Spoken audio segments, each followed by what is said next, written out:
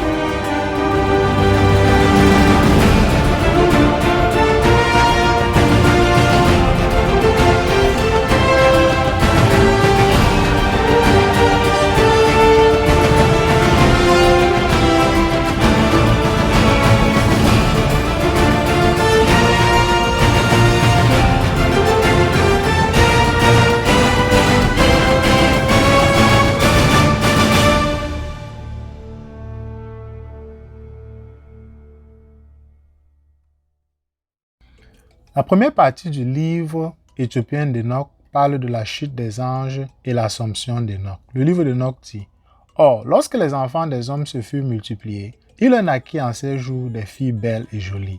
Et les anges, fils des cieux, les virent, et ils les désirèrent, et ils se dirent en eux: Allons, choisissons-nous des femmes parmi les enfants des hommes, et engendrons-nous des enfants. Alors, Semyaza, leur chef, leur dit: Je crains que vous ne vouliez peut-être pas accomplir cette œuvre, et je serai moi seul responsable d'un grand péché. Mais tous lui répondirent: Faisons tous un serment, et promettons-nous tous les uns aux autres avec anathème de ne pas changer de dessein, mais d'exécuter réellement ce dessein. Alors, ils jurèrent tous ensemble et s'engagèrent là-dessus les uns envers les autres avec anathème. Or, ils étaient en tout 200, et ils descendirent sur Ardis, le sommet du mont Hermon, et ils l'appelèrent mont Hermon parce que c'est sur lui qu'ils avaient juré et s'étaient engagés les uns envers les autres avec anathème. Et voici les noms de leurs chefs: Semyaza, leur prince, Arakit, Aramien, Kokabiel, Tamien, Hamiel, Daniel, Ézéchiel, Barakiel, Azaël, Anaros, Batariel, Ananiel, Zakili, Samzapion, Satariel, Tsuriel, Yomeyal, Arazéal. Ce sont leurs chefs de dizaines. Excusez-moi d'écorcher le nom. Ceux-ci et tous les autres, avec eux, prirent des femmes, chacun de choisit une, et ils commencèrent à aller vers elles et à avoir commerce avec elles. Et ils leur enseignèrent les charmes et les incantations. Et il leur apprit l'art de couper des racines, la science des arbres. Or, celle-ci conçut et mit au monde de grands géants dont la hauteur était de 3000 coudées ou 130 mètres. Ils dévoraient tout le fruit du travail des hommes, jusqu'à ce que ceux-ci ne puissent plus les nourrir. Alors, les géants se tournèrent contre les hommes pour les dévorer. Ils commencèrent à pécher contre les oiseaux et contre les bêtes, les reptiles et les poissons. Puis, ils se dévorèrent la chair entre eux, et ils en burent le sang. Alors, la terre accusa les violents. Et Azazel apprit aux hommes à fabriquer les épées et les glaives, le bouclier et la cuirasse de la poitrine. Et il leur montra les métaux, et l'art de les travailler, et les bracelets, et les parures, et l'art de peindre le tour des yeux à l'antimoine et d'embellir les paupières, et les pierres les plus belles et les plus précieuses et toutes les teintures de couleurs, et la révolution du monde. L'impiété fut grande et générale. Ils forniquèrent et ils errèrent et toutes leurs voix furent corrompues. Amizira instruisit les enchanteurs et les coupeurs de racines. Amaros apprit à rompre les charmes. Barakiel instruisit les astrologues. Koukabiel enseigna les signes. Tamiel la signification de l'aspect des étoiles. Et Asdariel enseigna le cours de la lune. Et dans leur anéantissement, les hommes crièrent, et leur clameur monta au ciel. Alors Michael, Uriel, Raphaël et Gabriel regardèrent du haut du ciel, et ils virent le sang répandu en abondance sur la terre, et toute l'injustice commise sur la terre. Et ils se dirent l'un à l'autre, c'est la voix de leur cri que la terre désolée crie jusqu'aux portes du ciel. Maintenant, c'est à vous, saints du ciel, que se plaignent les âmes des hommes. Elles disent, portez notre cause devant le Très-Haut. Et ils, les saints du ciel, dirent au Seigneur des rois, tu es le Seigneur des seigneurs, le Dieu des dieux et le roi des rois. Et le trône de ta gloire demeure à travers toute génération du monde. Et ton nom est saint et béni et glorieux pour toute l'éternité. Et il est béni et glorieux. C'est toi qui as tout fait. Et en toi réside le pouvoir sur toutes choses. Tout est découvert à nu devant toi. Toi, tu vois tout. Et il n'est rien qui puisse se dérober à toi. Tu as vu ce qu'a fait Azazel, comment il a enseigné toute injustice sur terre et dévoilé les secrets éternels qui s'accomplissent dans les cieux. Et de quelle manière Semyaza, auquel tu avais donné le pouvoir, a instruit les hommes. Et ils s'en sont allés vers les filles des hommes sur la terre, et ils ont couché avec elles, et ils se sont souillés avec ces femmes, et ils leur ont découvert tout péché. Or, ces femmes ont mis au monde des géants par qui la terre a été remplie de sang et d'injustice. Et maintenant, voici que les âmes de ceux qui sont morts crient et se plaignent jusqu'aux portes du ciel. Et leur gémissement est monté. Et il ne peut sortir devant l'injustice qui se commet sur la terre. Mais toi, tu connais toutes choses avant qu'elles soient. Et toi, tu sais cela. Et tu les tolères, les géants. Et tu ne nous dis pas ce que nous devons leur faire pour cela. Dans le chapitre 10, Dieu ordonne le déluge et le châtiment des mauvais anges par le feu éternel. Il prédit le bonheur des justes. Alors, le Très-Haut, le Grand et le Saint parla. Et il envoya Azariah au fils de Lamech. Va vers Noé et dis-lui en mon nom, cache-toi et révèle-lui la consommation qui vient. Car la terre entière va périr. Une eau de déluge va venir sur toute la terre. Et ce qui se trouve sur elle périra. Et maintenant, instruis-le afin qu'il échappe et que sa postérité demeure pour toutes les générations. Le Seigneur dit encore à Raphaël, enchaîne Azazel, pieds et mains, et jette-le dans les ténèbres, et ouvre le désert qui est sur Doudaël, et jette-le là. Jette sur lui des pierres raboteuses et tranchantes, couvre-le de ténèbres, et qu'il y reste éternellement. Ouvre aussi sa face, pour qu'il ne soit pas la lumière, et au grand jour du jugement, qu'il soit jeté dans le brasier. Puis guéris la terre que les anges ont corrompue, annonce la guérison de la terre, afin qu'ils guérissent, plaît, et que tous les enfants des hommes ne soient pas perdus par tout le mystère que les veilleurs ont appris et enseigné à leurs enfants. Toute la terre a été corrompue par la science de l'œuvre d'Azazel. Impute-lui donc tout péché. Et le Seigneur dit à Gabriel, va vers les bâtards et les reprouvés et vers les fils de courtisantes et fais disparaître les fils de courtisantes et les enfants des veilleurs d'entre les hommes. Chasse-les et renvoie-les. Ils se détruiront les uns les autres par le meurtre, car il n'y aura pas pour eux de longs jours. Et tout ce qu'ils te demanderont ne sera pas accordé à leur père en leur faveur, car ils espèrent les enfants vivre une vie éternelle et que chacun d'eux, des enfants, vivra 500 ans. Et le Seigneur dit à Michaël, va, enchaîne Semyaza et ses compagnons qui se sont unis aux femmes pour se souiller avec elles dans toute leur impureté. Et lorsque tous leurs enfants se seront égorgés, et lorsque eux-mêmes auront vu la destruction de leurs bien-aimés, enchaîne-les pour 70 générations sous les collines de la terre jusqu'au jour de leur jugement et leur consommation, jusqu'à ce que soit consommé le jugement éternel. En ce jour, on les amènera dans l'abîme de feu, dans les tourments, et ils seront pour toujours enfermés dans la prison. Et si chacun est condamné et périt, il sera désormais enchaîné par eux jusqu'à la consommation des générations. Détruis donc toutes les âmes voluptueuses et les enfants des veilleurs, car ils ont opprimé les hommes. Faites disparaître toute oppression de la face de la terre, que toute œuvre mauvaise cesse, que la plante de justice et de vérité apparaisse, et elle sera en bénédiction. Des œuvres de justice et de vérité seront plantées dans la joie pour toujours. Alors, tous les justes échapperont et demeureront vivants jusqu'à ce qu'ils aient engendré 1000 enfants, et tous les jours de leur jeunesse et de leur vieillesse s'achèveront dans la paix. Et dans ces jours, la terre entière sera cultivée dans la justice, et elle sera entièrement plantée d'arbres et remplie de bénédictions. On plantera sur elle tous les arbres d'agrément.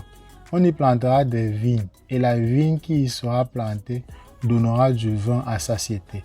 Et toute graine semée sur elle produira 1000 mesures pour une. Et une mesure d'olive produira 10 pressoirs d'huile.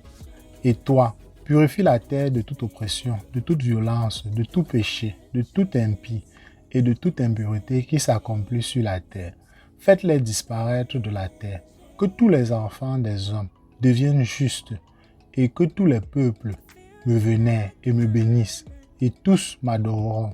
Et la terre sera pure de toute corruption, de tout péché, de tout châtiment et de toute douleur. Et je n'enverrai plus ces fléaux sur la terre jusqu'aux générations des générations et jusqu'à l'éternité. Le chapitre 11 parle des bénédictions divines.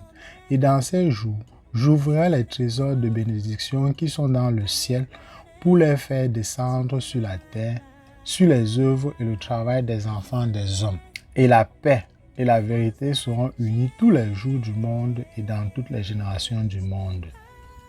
Avant ces événements, Enoch avait été caché et il n'est aucun des enfants des hommes qui sache où il fut caché et où il est et ce qu'il est devenu. Or, toutes ces sanctions se faisaient dans ces jours avec les veilleurs et avec les saints. Or, moi, Enoch, j'étais occupé à bénir le grand Seigneur, le roi du monde. Et voici que les veilleurs m'appelaient, moi, Enoch le scribe, et me dit, Enoch, scribe de justice, va faire savoir aux veilleurs du ciel qui ont abandonné le ciel très haut, le lieu saint éternel, et se sont souillés avec des femmes, et ont fait comme font les enfants des hommes, et ont pris des femmes et se sont corrompus d'une grande corruption sur la terre. Il n'y aura pour eux ni paix, ni rémission du péché. Et parce qu'ils se réjouissent au sujet de leurs enfants, ils verront le meurtre de leurs bien-aimés. Et sur la perte de leurs enfants, ils pleureront et ils supplieront l'Éternel. Mais il n'y aura pour eux ni miséricorde ni paix. Le chapitre 13 parle des anges déchus qui demandent à Enoch d'intercéder pour eux. Alors Enoch s'éloigna, dit à Azazel, « Il n'y aura point de paix pour toi. Contre toi a été prononcé un grand jugement pour t'enchaîner. Il n'y aura pour toi ni répit ni intercession, parce que tu as enseigné l'injustice et à cause de toutes les œuvres de blasphème, de violence et de péché que tu as apprises aux hommes. » Puis, m'avançant, je leur parlais à tous ensemble, et tous tremblèrent et la crainte et l'effroi les saisirent. Et ils me demandèrent d'écrire pour eux une formule de prière afin que rémission leur fût accordée, et de faire monter la formule de leur prière devant le Seigneur du ciel, car désormais ils ne peuvent plus parler à Dieu, ni lever les yeux vers le ciel, de honte du crime pour lequel ils ont été condamnés. Alors j'écrivis la formule de leur prière et une supplication pour leur âme, et pour chacune de leurs œuvres, et pour ce qu'ils demandèrent, à savoir qu'il leur fût accordé pardon et répit. Puis, m'étant éloigné, je m'assis près des eaux de Dan, dans le territoire de Dan, qui est au sud de l'ouest de Hermon. Et je lus la formule de leur prière jusqu'au moment où je m'assoupis. Or voici que vint un songe et que des visions tombèrent sur moi. Et je vis des visions de châtiment et une voix vint qui m'ordonnait de parler aux enfants du ciel et les reprendre. Et alors, je me fus éveillé, je me rendis vers eux. Tous ensemble étaient assis en pleurs dans Ublis-Yael, qui se trouve entre le Liban et Sénécer, leur face voilée. Et je racontais en leur présence toutes les visions que j'avais vues pendant mon sommeil. Et je me mis à dire et à reprendre les veilleurs du ciel. Le chapitre 14 parle des visions d'Enoch, le châtiment des mauvais anges, la demeure et le trône de Dieu. Ce livre est la parole de justice et la correction des veilleurs qui existent depuis l'éternité, selon que l'a ordonné le Saint et le Grand dans cette vision. J'ai vu moi-même dans mon sommeil ce que maintenant je dis, moi, avec une langue de chair et avec mon souffle, que le Grand a donné à la bouche des hommes, pour que par lui ils parlent entre eux et se comprennent en leur cœur. De même que Dieu a créé l'homme, il lui a donné de comprendre la parole de science, ainsi qu'a créé moi aussi, il m'a donné de reprendre les veilleurs enfants du ciel. J'ai écrit votre prière, mais dans ma vision, il me fut montré que votre prière ne serait pas exaucée durant tous les jours du monde et que le jugement est accompli sur vous et qu'elle, votre prière, ne sera pas exaucée. Désormais, vous ne monterez plus au ciel de toute éternité. Il a été ordonné de vous enchaîner sur la terre tous les jours du monde. Mais auparavant, vous aurez vu le meurtre de vos enfants bien-aimés et vous ne les possédez point. Mais ils tomberont devant vous par l'épée. Et votre prière ne sera exaucée ni pour eux, ni pour vous, et vous-même, tandis que vous pleurez et que vous suppliez, vous ne prononcez pas une parole de l'écrit que j'ai écrit. Or, la vision m'apparut ainsi. Voici que des nuages m'appelèrent dans la vision, et une nuée m'appela, et le cours des étoiles et les éclairs me fit hâter et me désirait. Et le vent dans la vision me fit voler et me fit hâter. Ils m'emportèrent en haut et me fit entrer dans les cieux. J'entrai jusqu'à ce que je fusse arrivé près d'un mur construit en pierre de gel. Des langues de feu l'entourèrent et elles commencèrent à m'effrayer. J'entrai dans les langues de feu et j'approchai d'une grande maison bâtie en pierre de grêle. Les murs de cette maison étaient comme une mosaïque en pierre de grêle et son sol était de gel. Son toit était comme le chemin des étoiles et comme des éclairs. Au milieu se tenaient des chérubins de feu et son ciel était d'eau. Un feu ardent entourait les murs et sa porte de la maison flambait dans le feu. J'entrai dans cette maison. Elle était brûlante comme le feu et froide comme la neige. Il n'y avait dans cette maison aucun des agréments de la vie. La crainte m'accabla et le tremblement me saisit. Ému et tremblant, je tombai sur ma face et je vis une vision. Et voici, c'était une autre maison, d'une grande que la première, dont toutes les paroles étaient ouvertes devant moi. Elle était bâtie en langue de feu et en tout, si excellente en magnificence et splendeur et en grandeur, que je ne puis vous le dire à cause de sa magnificence et de sa grandeur. Son sol était de feu, des éclairs et les coups des étoiles formaient sa partie supérieure. Et son toit, lui aussi, était de feu ardent. Et je regardais et je vis dans cette maison un trône élevé, dont l'aspect était celui du cristal, et dont le pouvoir était comme le soleil brillant. Et la voix des chérubins se faisait entendre. Dessous le trône sortaient des fleuves de feu ardent. Et je ne pouvais pas les regarder. La grande gloire siégeait sur ce trône, et son vêtement était plus brillant que le soleil, et plus blanc que toute neige. Pas un ange ne pouvait entrer dans cette maison et voir la face du glorieux et du magnifique, et aucun être de chair ne pouvait le regarder. Un feu ardent l'entourait, et un grand feu se dressait devant lui. Aucun de ceux qui l'entouraient ne s'approchait de lui. Des myriades et des myriades d'anges se tenaient devant lui, mais lui ne demandait pas conseil. Et les saintetés des saints qui étaient près de lui ne s'éloignaient pas pendant la nuit et ne se séparaient pas de lui. Et moi, jusqu'à ce moment, j'étais sur ma face voilée, tremblant, et le Seigneur de sa propre bouche m'appela et me dit, « Viens ici, Enoch, et écoute ma parole sainte. » Et s'étant approché de moi, l'un des saints m'éveilla, me vit lever et approcher de la porte. Et moi, je regardais, la tête baissée. Dans le chapitre 15, Dieu charge Enoch de représenter aux mauvais anges l'énormité de leur faute. Le livre de Enoch continue, m'adressa la parole et me dit, et j'entendis sa voix, « Ne crains point, Enoch, homme juste, scribe de justice, approche-toi et écoute ma voix. Et va, dis aux veilleurs du ciel qu'ils t'ont envoyé supplier pour eux. Ceux à vous qu'il convient d'intercéder pour les hommes et non pas aux hommes pour vous. Pourquoi avez-vous abandonné le ciel très haut et saint, qui est éternel? Vous êtes-vous couché avec les femmes? Vous êtes-vous souillé avec les filles des hommes? Avez-vous pris des femmes et avez-vous agi comme les enfants de la terre et avez-vous engendré pour fils les géants? Vous donc, saints spirituels, vivant d'une éternelle vie, vous vous êtes souillés dans le sang des femmes et vous avez engendré avec le sang de la chair, selon le sang des hommes. Vous avez désiré et vous avez fait chair et sang, comme font ceux qui meurent et qui périssent. C'est pourquoi je leur ai donné des femmes pour qu'ils les fécondent et qu'ils en aient des enfants, qu'ainsi toute œuvre ne cesse pas sur la terre. Quant à vous, vous fûtes d'abord spirituels, vivant d'une vie éternelle, immortelle pour toutes les générations du monde. C'est pourquoi je ne vous ai pas attribué de femmes, car le séjour des spirituels du ciel est dans le ciel. Et maintenant, les géants qui sont nés des esprits et de la chair seront appelés sur la terre esprits mauvais, et sur la terre sera leur séjour. Des esprits mauvais sont sortis de leur chair des géants, parce qu'ils ont été faits par les hommes, et des saints veilleurs vient leurs origines et leurs premiers fondements. Ils seront des esprits mauvais sur la terre et ils seront appelés esprits mauvais. Les esprits du ciel ont leur demeure dans le ciel et les esprits de la terre qui ont été engendrés sur la terre ont leur demeure sur la terre.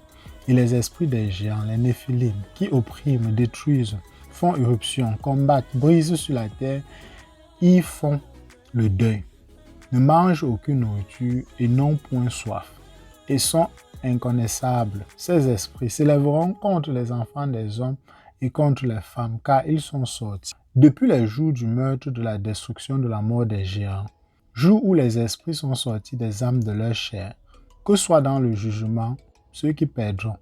Ils perdront ainsi jusqu'au jour de l'accomplissement du grand jugement, où le grand temps prendra fin à cause des veilleurs et des impies. Et maintenant, aux veilleurs qui t'ont envoyé, suppliez pour eux, qui autrefois habitaient dans le ciel. Dis-leur, vous étiez tous à l'heure dans le ciel, mais tous les secrets ne vous avaient pas encore été révélés. Vous n'avez connu qu'un mystère futile. Dans l'endurcissement de votre cœur, vous l'avez communiqué aux femmes.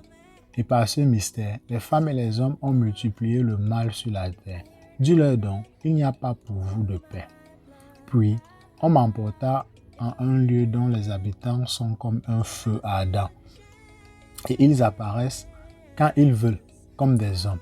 Et on me conduisit au séjour de la tempête sur une montagne dont le plus haut sommet touchait le ciel. Je vis des demeures, des luminaires et du tonnerre aux extrémités, dans l'abîme, où sont là de feu, les flèches et leurs carquois de glaive de feu et tous les éclairs. Puis on m'amena jusqu'aux eaux de vie, qui sont ainsi nommées, et jusqu'au feu du couchant. C'est lui qui saisit tous les couchers du soleil. Et j'arrivai jusqu'à un fleuve de feu, dont le feu coule comme de l'eau, et se déverse dans la grande mer qui est du côté du couchant. Et je vis les grands fleuves et j'atteignis une grande obscurité. Et je parvins là où aucun être de chair ne marche.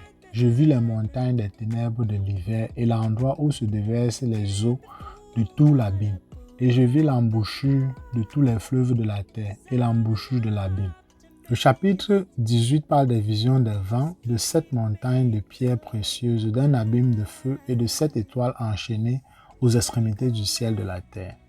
Enoch dit, je vis des réservoirs de tous les vents et je vis que par eux m'a orné toute la création. Et je vis les fondements de la terre. Je vis encore la pierre angulaire de la terre et je vis les 4 vents qui soutiennent la terre et le firmament du ciel. Je vis comment les vents étendent comme une voile le haut du ciel et comment ils se tiennent entre le ciel et la terre. Ils sont les colonnes du ciel. Je vis les vents qui font tourner le ciel, qui font coucher le disque du soleil et toutes les étoiles. Je vis les vents qui, sur la terre, portent parmi les nuées. Je vis les voix des anges. Je vis aux confins de la terre le firmament des cieux en haut. Puis, je passai au sud et je vis un lieu qui brûlait jour et nuit, où se trouvaient 7 montagnes de pierres précieuses, 3 du côté de l'Orient et 3 du côté du Midi. Or, parmi celles qui étaient à l'Orient, une était de pierre multicolore, une de perles et l'autre de pierre de guérison. Et celle qui était au sud était de pierre rouge. Celle du milieu s'élevait jusqu'au ciel comme le trône de Dieu. Elles étaient en albâtre et le haut du trône en saphir. Et je vis un feu ardent et derrière ces montagnes, je vis là un lieu au-delà de la grande terre où se rejoignent les cieux. Puis je vis un gouffre profond près des colonnes de feu du ciel. Et je vis entre elles des colonnes de feu qui descendaient et dont la hauteur de la profondeur était incommensurable. Au-delà de ce gouffre, je vis un lieu sur lequel ne s'étendait pas le firmament des cieux, sur lequel il n'y avait point le fondement de la terre.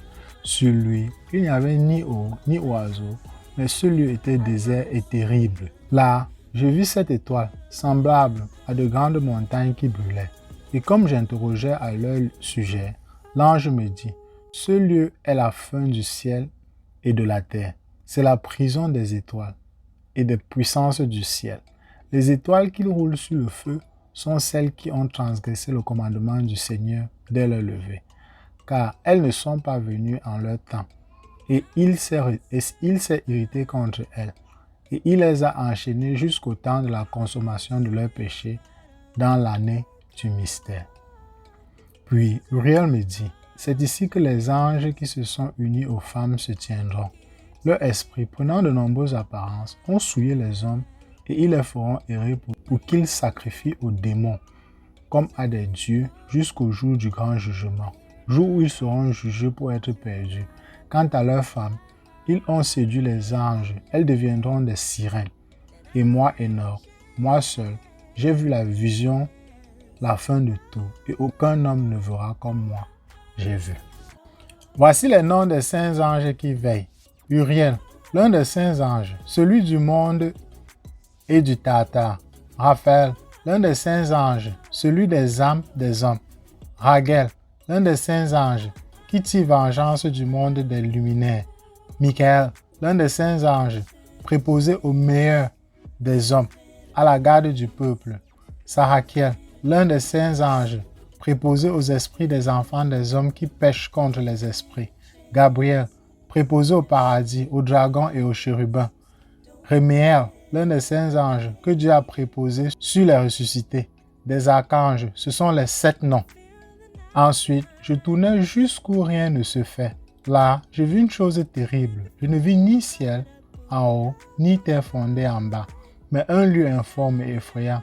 J'y vis 7 étoiles du ciel, enchaînées ensemble en ce lieu, semblables à de grandes montagnes et brûlant dans le feu. Alors je demandais, pour quel péché ont-ils été enchaînés et pourquoi ont-elles été jetées ici? Uriel, l'un des saints anges qui était avec moi et me guidait, me dit, Enoch, sur qui demandes-tu et sur qui interroges-tu et t'inquiètes-tu? Ces étoiles sont celles qui ont transgressé l'ordre du Seigneur et elles ont été enchaînées ici jusqu'à ce que 10 000 siècles soient accomplis. Nombre des jours de leur péché. De là, je passais dans un autre lieu plus effrayant que celui-là et j'y vis une chose horrible.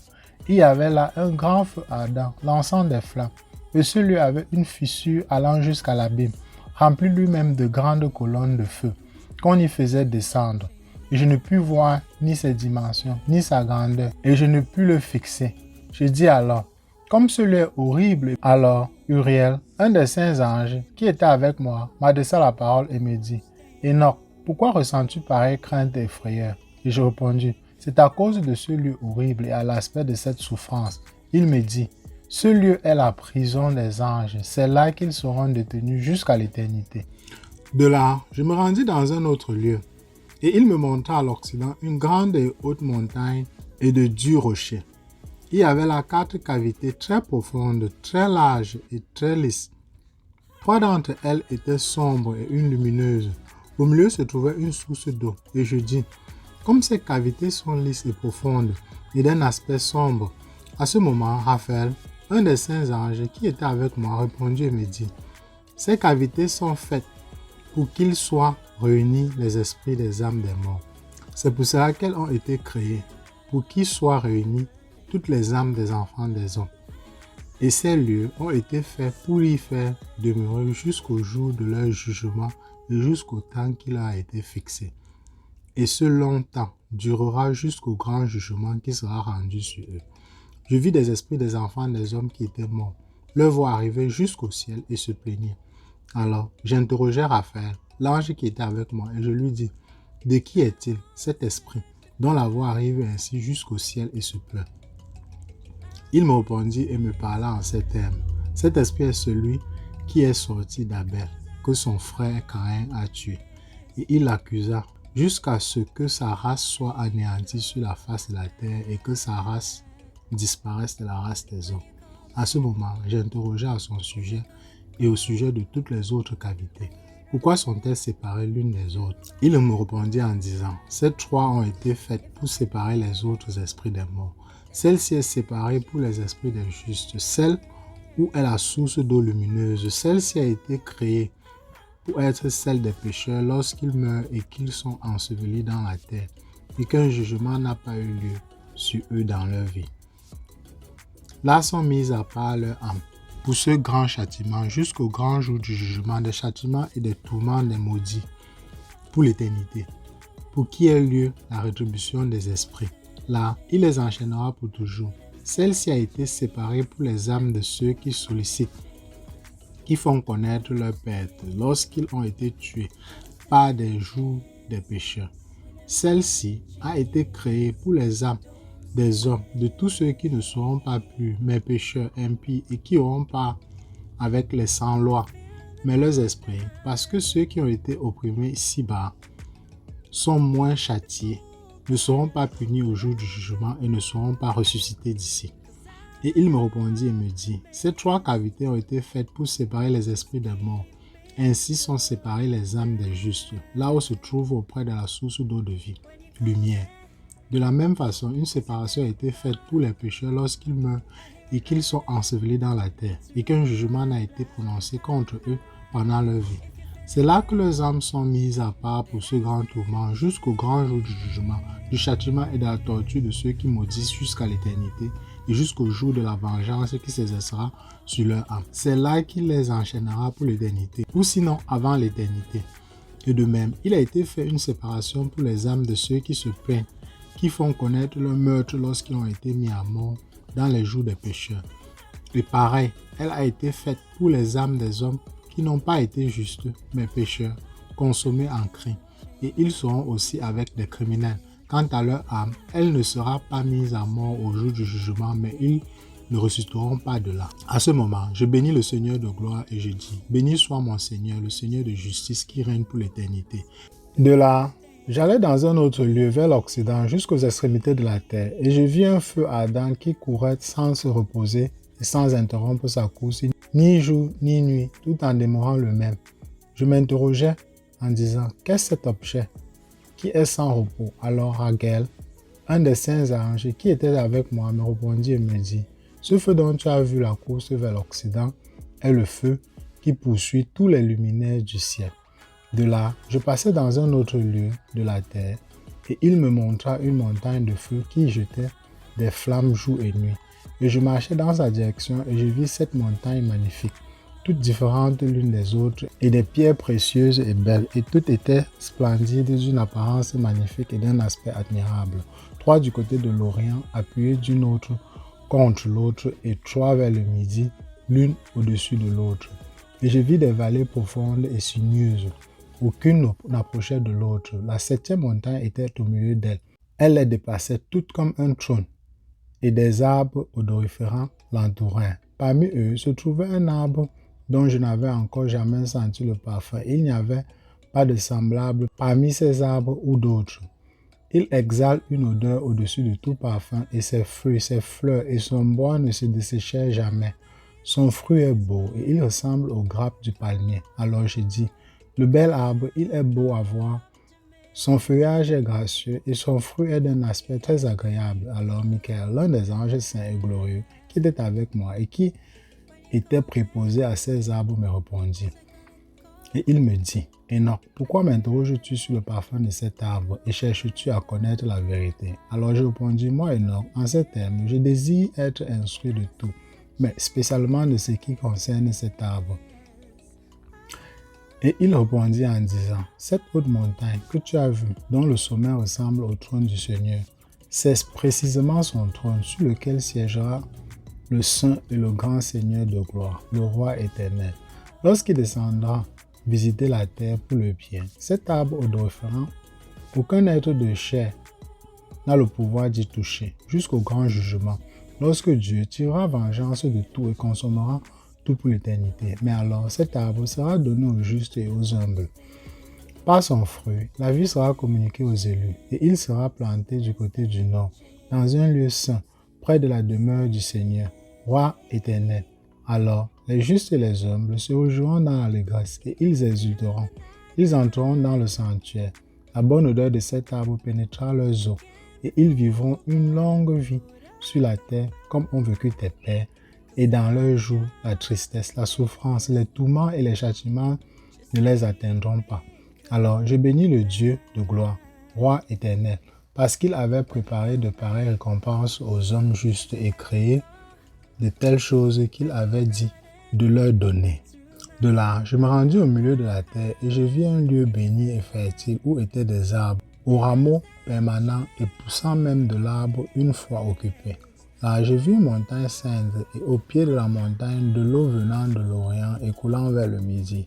Puis, je vis du côté de l'Orient une autre montagne plus haute que la première, et entre elles une gorge profonde mais sans largeur, dans laquelle l'eau coule le long de la montagne. À l'ouest de cette haute montagne est une autre montagne plus basse et sans élévation, au-dessus d'une gorge. Entre les deux, et une autre gorge profonde et desséchée se trouve à l'extrémité des trois montagnes. Et toutes les gorges sont profondes et sans largeur, de roches dures. Et pas un arbre n'y est planté. J'admirais le rocher, j'admirais la gorge et je m'étonnais. Alors je dis, pourquoi cette terre est-elle bénie et toute remplie d'arbres, tandis que cette gorge au milieu des montagnes est maudite? Alors Uriel, l'un des saints anges qui était avec moi, me répondit et me dit, cette vallée maudite est destinée aux maudits pour l'éternité.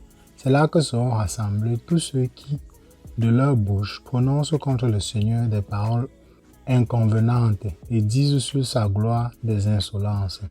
Là, on les réunira et là sera le lieu de leur châtiment. À la fin des temps, leur apparaîtra le spectacle du jugement qui se fera dans la justice en présence des justes pour l'éternité. Là, tous les jours, ceux qui auront obtenu miséricorde béniront le Seigneur de gloire, le Roi éternel, au jour du jugement de ces méchants.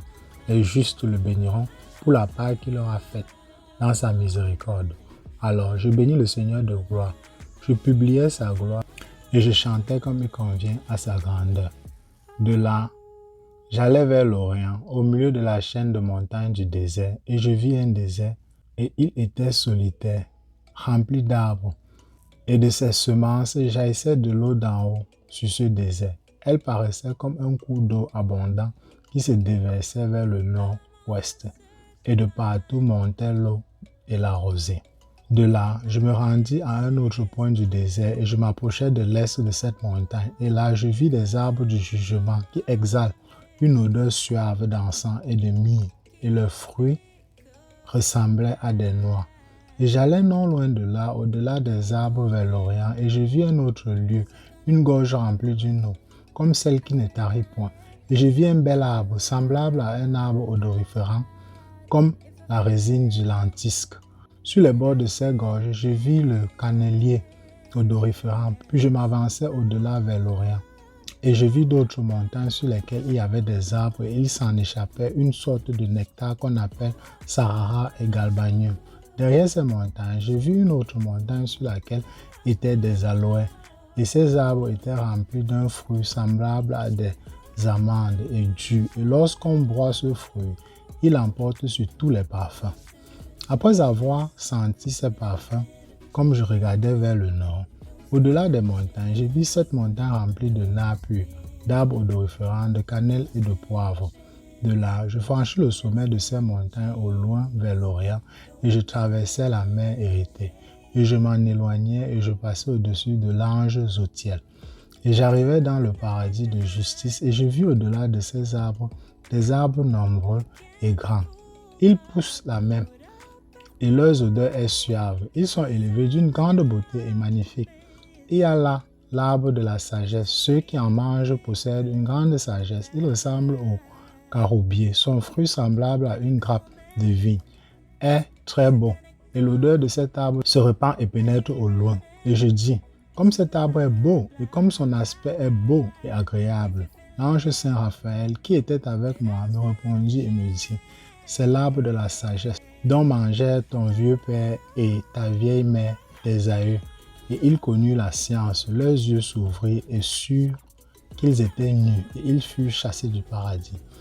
De là, j'allai jusqu'aux extrémités de la terre, et j'y vis de grandes bêtes, différentes des unes des autres, et aussi des oiseaux différents d'aspect, de beauté et de ramage. Chacun différait de l'autre. À l'est de ces bêtes, je vis des extrémités de la terre où repose le ciel. Et je vis comment les étoiles du ciel se lèvent, et je comptais les portes par où elles se lèvent. Et j'inscrivis tous leurs levées, pour chacune en particulier, selon leur nombre et leur nom, selon leur conjonction et leur position, leur temps et leur mois. Comme Uriel, l'ange qui était avec moi, me le montrait. Il me montra et écrivit tout pour moi.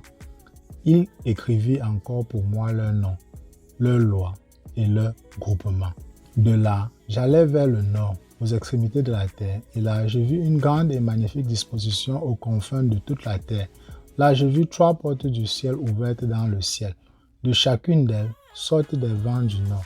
Lorsqu'ils soufflent, c'est du froid, de la grêle, du griffe, de la neige, de la rosée et de la pluie. Par une porte, ils soufflent pour le bien, mais lorsqu'ils soufflent par les 2 autres portes, c'est avec violence et désolation sur la terre, et c'est avec force qu'ils soufflent.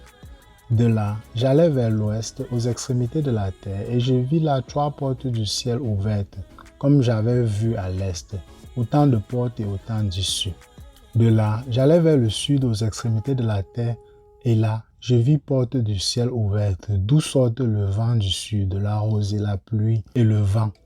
Et de là, j'allais vers l'Orient, aux extrémités du ciel, et là, je vis 3 portes du ciel ouvertes, vers l'Orient, et au-dessus d'elles, de petites portes. Par chacune de ces petites portes passent les étoiles du ciel, et elles se rendent à l'ouest par le chemin qui leur a été tracé.